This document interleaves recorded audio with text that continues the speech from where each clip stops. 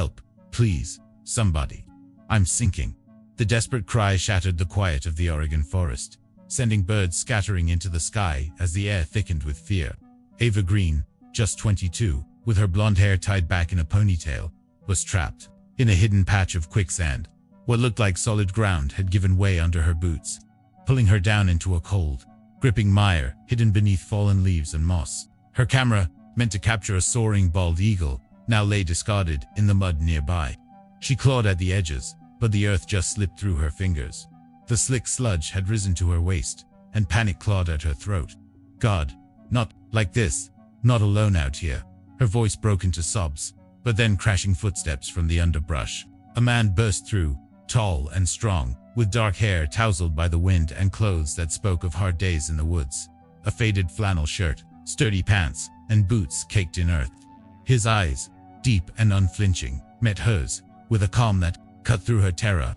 "Stay still," he commanded, his voice steady and low. Ava gasped, her breaths coming fast. I can't.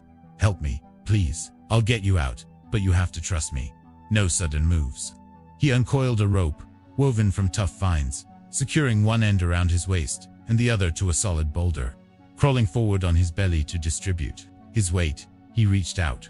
Their hands missed the first time, but on the second try, his grip locked onto hers firm, reassuring. Bracing against the rock, he pulled with everything he had, muscles straining against the quicksand's relentless suck. Inch by inch, she emerged, until her body broke free with a muddy gasp, and she collapsed onto safe ground.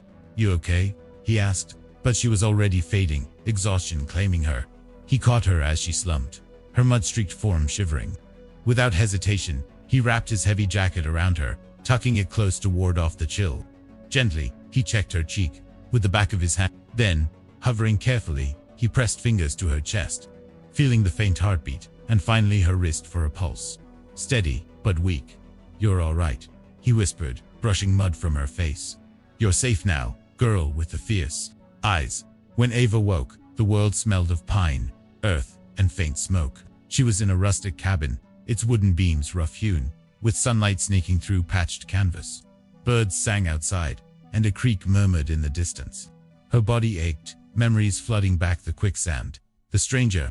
She bolted upright, then spotted him across the room, his back to her, focused on carving something from wood. "You're up," he said, without turning. Where am I?" She pulled his jacket tighter. "My place. You fainted. I brought you here to warm up." The cabin was simple, maybe 15 feet across, with handmade furniture, hanging tools, and drying herbs. No gadgets, no electricity, just the basics, crafted by hand.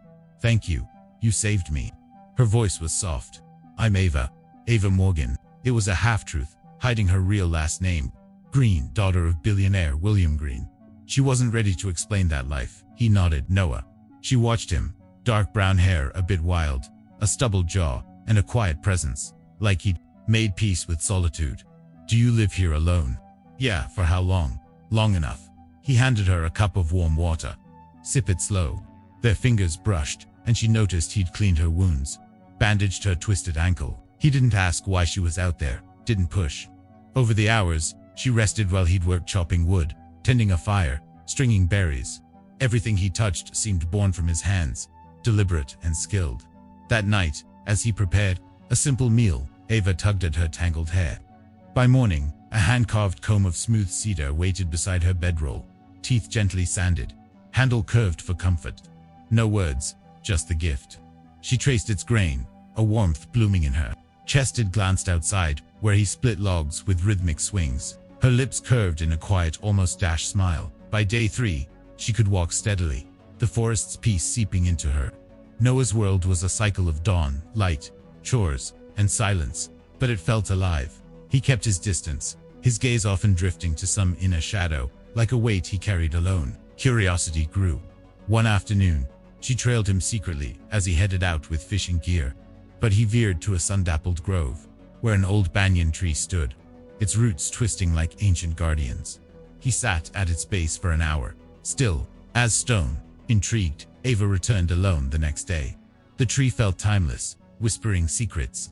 Brushing its bark, she found a rusted tin box, half buried. Inside faded letters, all in Noah's handwriting. She unfolded one. Tyler, you should have been home with your baby boy. We were naming him Chase. I still hear your jokes around the campfire. Wish I'd made you turn back. Another, Connor, you went in laughing. The company knew the risks were deadly, but they pushed us anyway. Green Corp swept it under the rug. Her heart stuttered. Letter after letter, eulogies to lost firefighters, brothers in arms, taken by a blaze the company ignored. And there, William Green, her father, the one who silenced the truth. She trembled, the wind rising around her like judgment. She'd fled her family's empire to find herself, but here it was, haunting her in ink. Folding them back, she left, guilt and sorrow twisting inside. Who needed forgiveness now? Morning light gilded the cabin, dew sparkling on leaves. Ava eyed the leaning walls, the leaky roof. This thing's one storm away from collapsing, she teased, testing a creaky frame. Noah set down firewood. It holds fine, it's rotting in spots. Let me help fix it. He paused, searching her face. Why? Because I want to make something last. Her tone was earnest, raw. He relented with a nod. They worked together that afternoon. No fanfare, just shared effort. She sawed planks awkwardly at first, but he guided without words, passing tools. When she nicked her finger on a splinter, he was there, wrapping it tenderly. Don't push so hard. You're enough, just being here. The words lingered, warming her like the fire they shared that night. Sparks danced upward as he spoke unexpectedly. Tyler had just married, planned a life in the desert heat. She listened, heart aching. Connor, Davis, they all went down in that inferno. Smoke blinded us, a tree crashed. I was the only one who walked out. Tears pricked her eyes. They sound like family. They were. After a pause, she shared, I grew up in luxury, endless rooms, perfect gardens, but it was empty. No real talks, no warmth. Out here, I've never felt more real. There, eyes met, walls crumbling. Something bridged the space between them. Morning found a stitched cloth on his workbench. White, with 12 names embroidered. Tyler, Connor, Davis, and the others. Ava stood in the doorway, silent. He touched it, voice rough. No one's honored them like this. In that quiet exchange, healing took root. Sunset bathed the cabin in gold, its repairs gleaming. Inside, Ava faced him, heart pounding. I need to tell you something. My name, ... It's not Morgan. It's Ava Green. My father's William Green, head of Green Corp. The air froze. Noah's tool dropped. His daughter, the man who let my team die and covered it. I didn't know until your letters. I'm not him, Noah. He turned away, breathing ragged, pain etching his features. A knock echoed sharp, intrusive. Ava, time to go home. Her father stood outside with guards, his voice clipped. This adventure's over, dear. I'm staying. William sneered at Noah. You've poisoned her with lies. Guards advanced. Noah fought, fists flying. Run, he urged Ava. She fled into the trees, but guards caught her. Behind, flames erupted the cabin, torched. She screamed as it burned, the embroidered cloth vanishing in ash. Noah emerged from smoke, bruised, their eyes locking in shared agony as she was pulled away. The penthouse was a cage of glass and marble, cold as her father's gaze. He locked her in, monitored her every move. You'll thank me for saving you from that delusion. But the lost nod. Noah gone, vanished. Weeks later, a package arrived. The singed cloth, names faded but enduring, and a letter. Ava, I waited, but holding on wasn't right. You showed me healing's possible, even briefly. Connection without strings. Live bold, speak for the silent. I'll hear you. Noah. Tears soaked the page, the ache of true loss piercing deep. Time blurred, but Ava changed. Slipping out in disguise, she returned to the forest, retrieving the tin box. She copied the letters, weaving in her own truths, confessing her family's sins. Titled Whispers from the Banyan, she sent it out. One small publisher bit. It exploded. Online, millions reading, headlines blazing. Billionaire's daughter unveils deadly cover-up. Protests erupted, investigations followed. William faced trial, charged with fraud and obstruction. Sentenced to years behind bars, he sat stoic. But his eyes lingered on the burned cloth in evidence. Ava cut ties to the fortune, starting the Noah Thompson Foundation for Families of Lost Heroes. She wrote letters to him nightly, stacking them unsent, waiting with quiet faith. 6 months on, at the foundation's first memorial, a granite wall with 12 names, Ava spoke. I never knew them, but someone taught me to carry their flame. Share it, let it warm others. Stepping away, she knelt by a young banyan, cutting. A voice behind, you always preferred trees to crowds. Noah, she rushed into his arms, sobs muffled. I wasn't sure you'd return, until your words reached me.